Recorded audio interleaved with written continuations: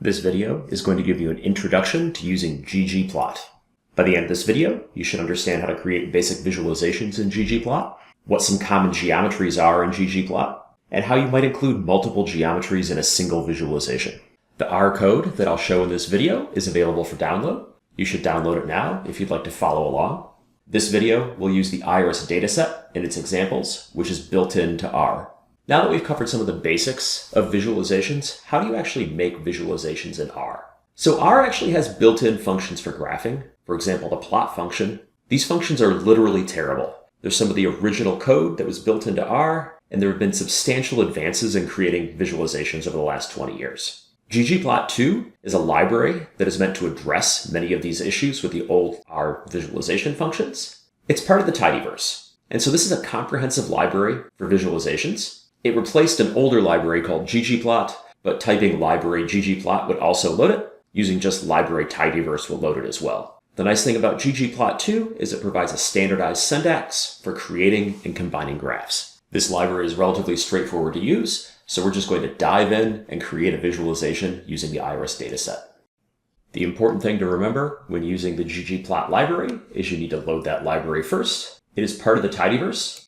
So simply loading the tidyverse library will load everything that you need to run ggplot. I'm going to do that here. I think it's best just to dive in and create a visualization using ggplot and then break down the syntax. We're going to use the built-in iris dataset. We've used this dataset before, but just to remind you of the variables, I'm going to glimpse the iris dataset, which will show me each of the variables in there. Remember, there's variables sepal length, sepal width, petal width, and species. So let's get started making a visualization. What you can see here is ggplot code for creating a visualization. We'll break down each component of this as we work through some examples, but I'm going to take all of this code, run it. You'll notice there's a little output in the console that tells me how the geom smooth function worked, but most importantly, looking over in the viewer window, you now see the resulting visualization. So on the x-axis, you have sepal length. On the y-axis, you have sepal width. There's an array of points, and there's also this kind of smooth line with some bands around it. So let's break down how R converted all of this code into the visualization that we see here. The syntax of ggplot is designed to be simple and modular. Every ggplot expression starts by defining the visualization using the ggplot function. You're then going to add or change components by using ggplot subfunctions. Each of these are going to be separated by a plus sign. And what I have here is a prototype of the ggplot syntax. Again, it's designed to be modular, but every visualization will start by creating the plot with a ggplot function. You'll then put in a plus sign and add layers to your visualization. A layer will always consist of some geometry function. We'll go over some simple ones in this video, and then in subsequent videos, we'll talk about other more detailed ones. Each layer will need to have some data defined that it will use to draw the visualization, and then some aesthetics that tell it how to render that data into the visualization. You'll set the aesthetics using the mapping argument and the aesthetic function. You can then additionally add more layers or other options to your visualization. Each is separated again by the plus sign. So going back to that example we made in R, let's break down every part of it. Creating this visualization, again, first you have to start with the ggplot function. This tells R that you're ready to create a visualization.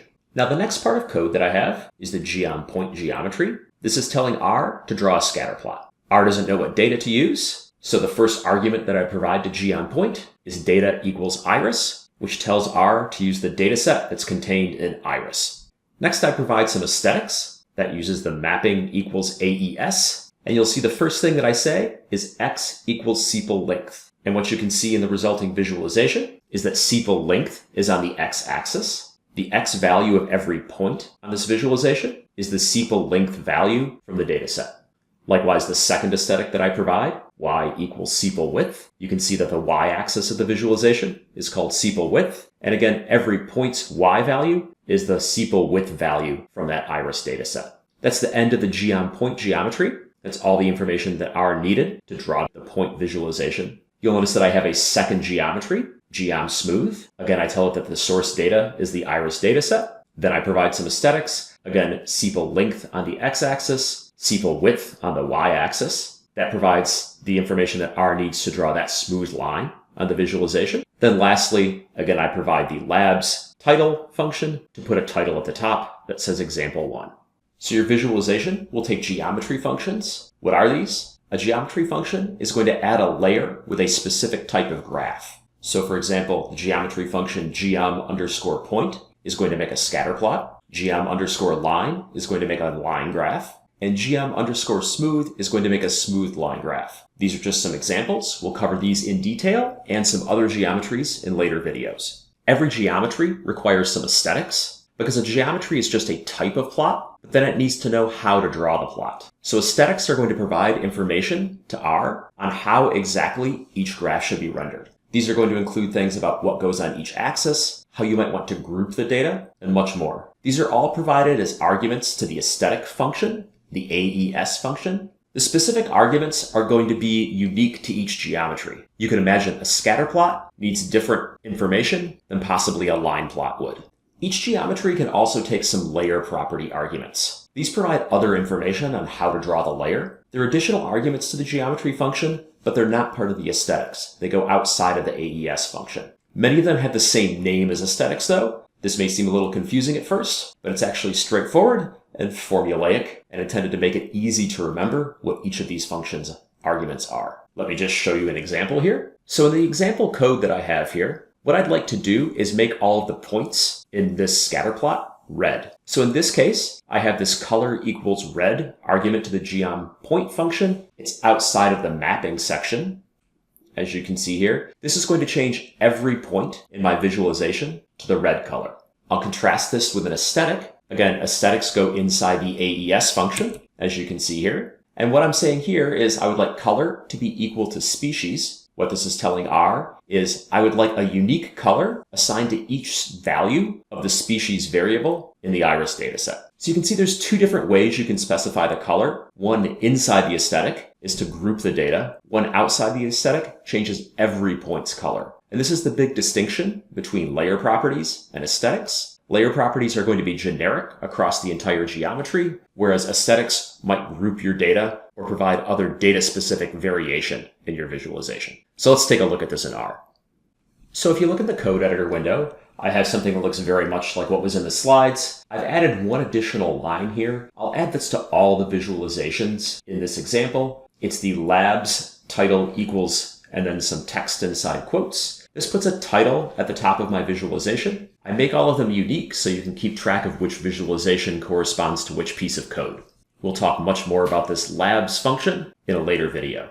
So in this first example here, I'm setting the layer property color equals red. And what this will do is make every point in my visualization red. I'm going to run this piece of code.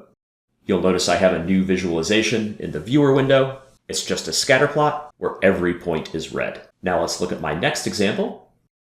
So again, you can see in the editor window that I have code very similar to what was in the slides. I've added a title at the bottom. Here, instead of setting the color as a layer property, I've set it inside the aesthetic function. So I'm saying color is equal to species. What this is telling R is I would like a unique color assigned to each different value of the species variable. So I'm going to run this piece of code. Again, let's take a look at what I have in the viewer window. You can see once again, I have a scatter plot, but now there are three different colors of points. And if you look over on the right-hand side, you'll see that R has generated a legend for this visualization, and there is a color corresponding to each different value of the species variable.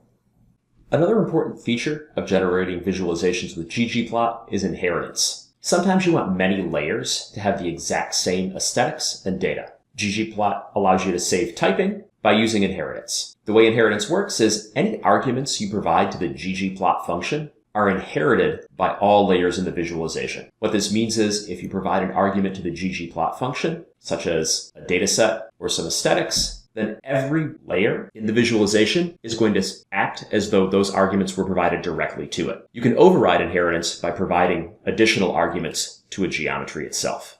So I have some prototypical code here. On the left-hand side, I'm drawing a point geometry. I set the data attribute to iris, and then I set the aesthetics x equals sepal length and y equals sepal width. And then you can see on the right-hand side, I have some code where instead I specify the data in the ggplot function, And then the gonPoint geometry function, I don't need to specify the data because it inherits that information from the ggplot function at the top. These two pieces of code will generate identical visualizations. You can see in the editor window, I have that code that was in my slides, where I have the gonPoint function, I specify the data as iris, then I specify the aesthetics, and finally I specify the title as the labs function at the end. I'll run this piece of code, and you can see what I get in the viewer window. Going back to the editor window, let's take a look at a slightly different piece of code. So as you can see here, in the ggplot function itself, I specify both the data and some aesthetics, and then I provide no arguments to the gonPoint function. The gonPoint function is going to inherit all this information from the ggplot function. So I can highlight all of that code, run it, and you can see I get the exact same visualization. In fact, I'll increment through them using the forward and back arrows. You can see that example 4 is identical to example 5. Again, this is an excellent way to save a lot of typing if many of your layers will have the exact same data and aesthetics. So your ggplot visualizations will consist of one or more geometries. Each geometry is drawn as a layer. The way R is going to process these visualizations, it's going to start with the first geometry that you specify after the ggplot function, and then it's going to layer each subsequent geometry on top in the order that they're specified. So this means that the order in which you add layers to your visualization is important. The ones at the end are going to be drawn on top, and the ones at the beginning are going to be drawn on the bottom. So these are some of the basics of drawing visualizations in ggplot. We'll cover more of the details in subsequent videos.